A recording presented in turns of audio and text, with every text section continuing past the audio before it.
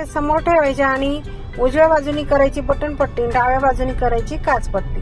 तर बघा आपण ज्या पट्टीला अस्तर लावलं ती आपली बटन पट्टी आहे। कपडा असा उलटा ठेवायचा आणि बटन पट्टीला खालून एक शिलाई मारून घ्यायची छोटीशी आणि ही घ्यायची अशी जोडून। नंतर त्या पट्टीवरती द्यायची दाबटीप। पट्टीला एक बाजूने असं फोल्ड करायचं आणि फोल्ड केलेली बाजू बरोबर त्या शिलाईवरती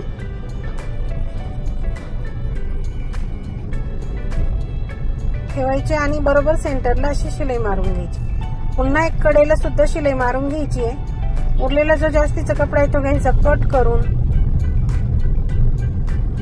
आता लावायची आपली याची हुक लावायची पट्टी, तिला सुद्धा एक बाजूने खाली फोल्ड करून घेतलेले आपण।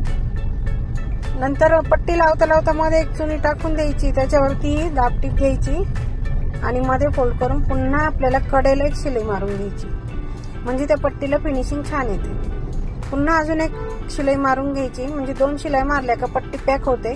हे बघा आता एकमेकावर ठेवून बघायची कोणती जास्त बाजू असेल ती थोडीशी आपल्याला घ्यायची। सबस्क्राईब करा।